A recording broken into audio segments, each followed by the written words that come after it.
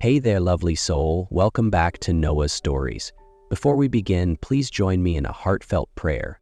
Heavenly Father, please bless everyone listening to this story. Grant them happiness, peace, and guide them toward finding their true love. Amen. My beautiful family, please don't forget to like, comment, and share this video. Your support means everything to me.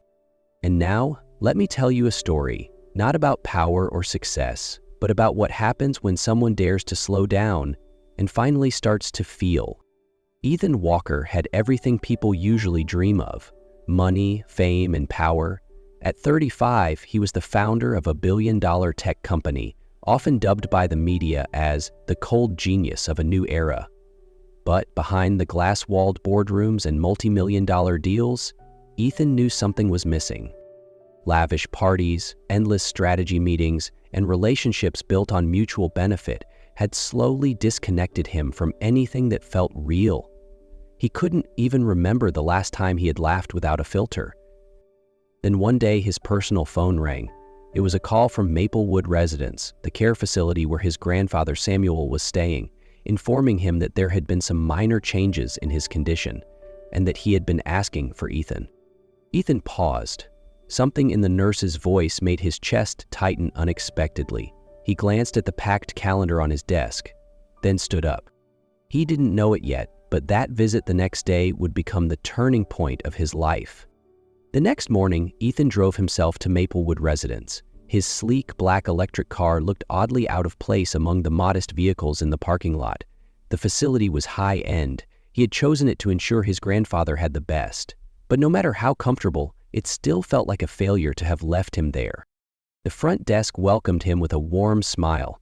"We weren't expecting you this early, Mr. Walker," the receptionist said kindly. "Is that a problem?" Ethan replied, his tone sharper than he intended. "Not at all," she answered, unfazed. "Mr. Samuel is out in the garden with Jasmine. She's our occupational therapist and very close to your grandfather." Ethan followed the stone path toward the rear garden. As he neared, he heard laughter. His grandfather's laughter. It was a sound he hadn't heard in years. Under the shade of an old oak, Samuel sat on a bench, looking relaxed and genuinely happy. Next to him was a young woman in pale blue scrubs, her light blonde hair tied back simply, her face glowing with a smile and eyes that sparkled with warmth. She didn't look like anyone Ethan knew. No heavy makeup, no designer labels, no forced politeness, just real. Ethan hesitated. For a moment, he felt something he hadn't felt in a very long time: nervous. The usual confidence he carried so effortlessly faltered, replaced by a flicker of awkwardness that unsettled him. "You made it," Samuel called out. "Come over here, Ethan." Jasmine looked up. Her eyes met his, calm, open, unassuming.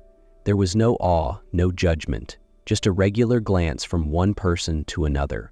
And somehow, that ordinary look left Ethan standing still for a beat longer than he expected.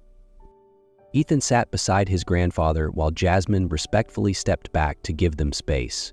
Yet even as she walked away, her gaze remained quietly attentive, a small but thoughtful gesture that caught Ethan's eye. "Do you remember that little lake in Vermont?" Samuel asked, his eyes lighting up. "We used to go fishing there every summer." Ethan smiled. The memory returned vividly, the two of them sitting barefoot on the dock, holding fishing rods, the breeze rustling through the trees, sunlight dancing on the water. Those were peaceful, honest days, before ambition took over his life. "I remember," Ethan replied softly, his eyes drifting to Jasmine, now helping an elderly woman adjust her pillow. "Jasmine's one of a kind," Samuel said, as if reading his grandson's thoughts. "She doesn't just care for us. She listens. The way your grandmother used to." Moments later, Jasmine returned with a warm cup of tea. "Careful, Mr. Samuel, it's still hot," she said gently. "Have you worked here long?" Ethan asked, surprising even himself with the question. "About 2 years," she replied. "I also volunteer at a community garden in Brooklyn. Urban Roots, we grow produce for low-income families. I go on weekends." "A community garden?" Ethan raised an eyebrow. It was a concept completely foreign to his world. Jasmine gave a soft laugh. It's not fancy, but it's real. Sometimes it's the only place that gives people a sense of hope. That evening, back in his immaculate penthouse, Ethan opened his laptop. But instead of reviewing financial forecasts, he typed into the search bar, Urban Roots Garden, Brooklyn. Among the images, one made him pause. Jasmine, hands dirty with soil, smiling brightly beside a child. No makeup, no filters, just raw, authentic life. From that day on, Ethan began visiting Maplewood more often. He didn't say why, but both Samuel and Jasmine could sense it. The man who once lived for boardrooms was now returning to something quieter and far more real. That Saturday morning, Ethan showed up at Urban Roots Garden, a tucked-away plot in the heart of East Brooklyn, surrounded by aging brick buildings. He wore a simple button-down shirt and crisp jeans, holding 2 coffees, one for himself and one in case Jasmine was there. The garden buzzed with life. Children darted between raised beds, adults turned soil, strung trellises, and fixed irrigation lines. The scent of damp earth and the hum of laughter filled the air. Ethan felt out of place, and yet, oddly, didn't want to leave. Jasmine emerged from the far end of the lot wearing a faded t-shirt and ripped jeans, balancing a tray of seedlings against her hip. She stopped when she saw him. "You really came," she said, half surprised, half smiling. "I said I would," Ethan replied, lifting the coffee cup in his hand. She led him to a bare patch of soil. "We're planting tomatoes here, 12 inches apart. Be gentle. The roots are delicate." Ethan followed her lead, awkward at first. His first plant leaned to one side, dirt scattered across his pants. Jasmine laughed, not unkindly. "Not bad for a first-time CEO gardener." They worked side by side for hours. Ethan's hands grew dirty, his shirt damp with sweat. No one asked what he did for a living. No one cared about the brand of his watch. People simply said, "Hey, can you help me move this pot?" And for once, he felt useful in a completely different way. During the lunch break, they sat under a tree, eating sandwiches and sipping lemonade brought by a local family. Ethan hadn't brought anything, but Jasmine handed him a plate. "First-timers get a pass. Next time, bring something to share." He nodded. "There's going to be a next time?" She shrugged. "That's up to you." As the sun rose high above them, Ethan glanced around at the buzzing garden, at the people, at the laughter, at the quiet joy of building something real. Then he looked at Jasmine, her curls tied back, sweat glistening on her brow, her smile still bright. And he realized he had never seen anyone more beautiful. The following week, Ethan invited Jasmine to the company's annual gala, an elegant fundraiser for educational programs. She hesitated, but eventually agreed, not for the glamour, but because she believed in the cause. Jasmine arrived in her old sedan, driving herself, wearing a borrowed navy blue dress. Her hair was neatly tied, makeup simple. As she stepped out in front of the Grand Plaza Hotel, where flashbulbs lit up the red carpet, she nearly turned back. Ethan met her at the entrance, his eyes lighting up. "You look beautiful," he said sincerely. "I feel out of place," she whispered. "No one here means more to me than you," he replied. They entered the grand ballroom, crystal chandeliers, classical music, guests gliding across the room in designer gowns and tuxedos. Jasmine stayed quiet, watching, her smile carefully composed as curious eyes fell on her. At the head table, Ethan introduced her to board members and colleagues. Among them was Rachel Adams, head of communications, and someone who had been close to Ethan for years. "Oh, and who might you be?" Rachel asked, her tone polite but cool. "A friend of Ethan's?" "I'm Jasmine," she replied. "I work at Maplewood Residence. I take care of Mr. Samuel." "I see." Rachel offered a smile that didn't reach her eyes. "How noble." Rachel hadn't said anything cruel, but Jasmine knew how to read between the lines. After dinner, when Ethan was pulled away to meet a senior official, Jasmine slipped outside to the terrace. The air was fresher, but her chest felt heavy. A few minutes later, Rachel joined her. "Just so you know," she said softly, "this world isn't easy. Someone like Ethan can't live on feelings alone."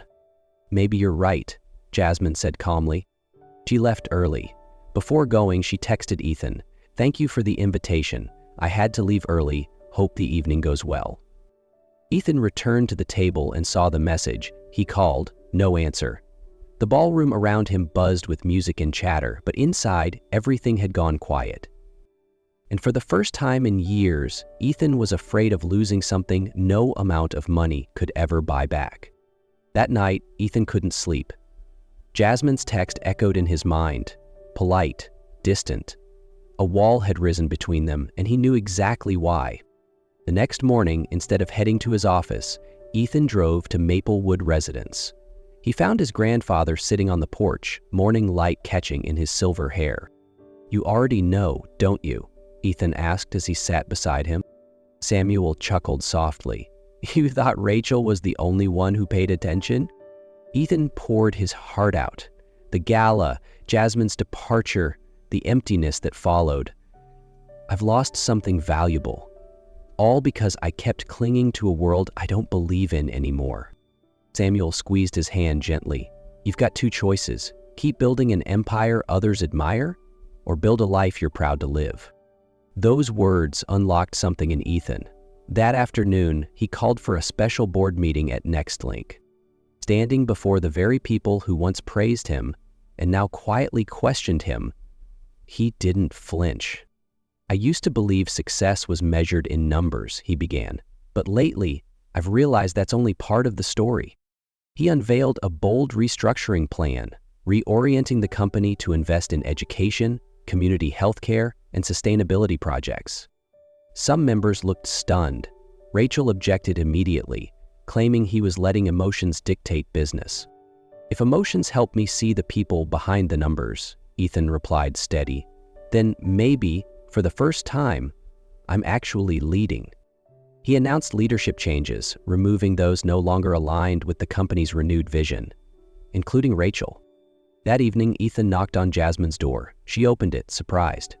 "What are you doing here?" she asked, her voice cool. "I'm here to ask for a chance, not just with you, but with my life." He told her about the meeting, his grandfather's advice, the new direction, and how he hadn't been able to stop thinking about her smile in that garden.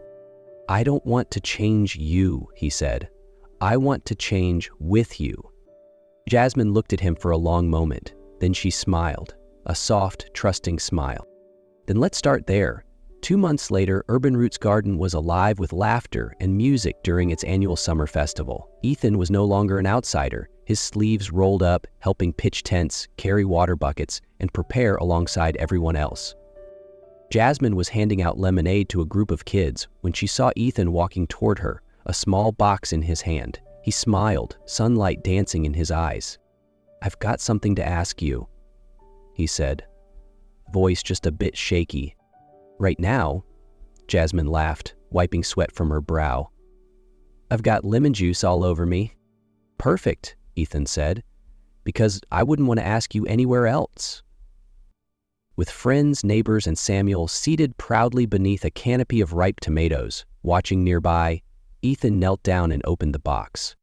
"Jasmine Lee," he began, voice full of feeling, "you've taught me that wealth isn't in bank accounts, but in what we grow, with our hearts, our time, and our love. I don't just want to stand beside you in this garden. I want to walk through life with you. Will you marry me?" Jasmine laughed through tears. "And what if I say no?" "Then I'll spend every season of my life planting flowers just to see you smile, and I won't stop until you say yes." She leaned down, wrapped her arms around him, and whispered, "Then you better start planning a lifetime of gardening, because I say yes." Cheers erupted across the garden. Samuel wiped a tear, Ethan smiled, and for the first time in his life, he felt truly, deeply rich. Ethan and Jasmine didn't marry in a grand ballroom or a 5-star hotel, as many might have expected. Instead, they chose Urban Roots Garden, the very place where everything began.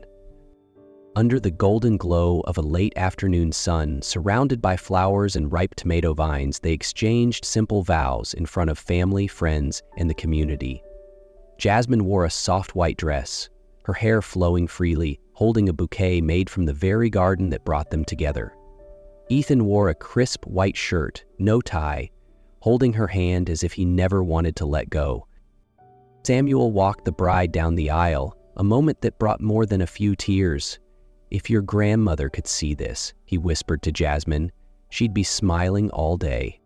After the wedding, they moved into a small house near the garden, with a modest backyard for planting vegetables and a white wooden fence Jasmine had always dreamed of.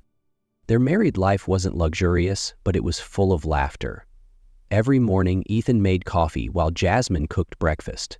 They tended the garden together, visited Samuel at Maplewood. In the evenings, they sat on the porch, sharing little stories, a resident's new joke, a child's first perfectly straight carrot. "We're really living, aren't we?" Ethan asked one night under the shade of the grapevines. "We are," Jasmine smiled, resting her head on his shoulder, "and every day feels like a gift." Then one spring morning, with mustard flowers blooming all around, Jasmine placed a small box on the breakfast table. Ethan opened it, a pregnancy test with 2 bright pink lines. He stared, speechless for a second, then laughed and grabbed her hands. "Are you sure?" he asked, almost afraid the dream was too perfect. "More sure than anything," she said, tears of joy shining in her eyes. Samuel, who had grown more frail but still sharp as ever, was the first they told. He held Jasmine for a long time, his frail hands gently smoothing her hair. "My grandchild is having a child," he whispered, eyes glistening. "Life comes full circle." When baby Ellie was born, a girl with her mother's brown eyes and her great-grandfather's dimples, the garden welcomed one more soul. On her first visit, Ethan carried her close, showing her the first tomato plants of the season, while Jasmine walked beside him, glowing. Samuel sat on his usual bench, sipping tea, watching them like he was witnessing an entire lifetime. From seedling, to tree, to bloom again. "We've grown the most important thing," Ethan said, looking at Jasmine and Ellie. "What's that?" Jasmine asked, sunlight resting gently on her shoulder. "A home," he replied, "and a love big enough to grow a whole garden." Samuel smiled quietly from his bench, a soft breeze brushing his face. As he sipped his tea and watched 3 generations rooted in the same soil, he whispered to himself, "This is the harvest I've waited my whole life for."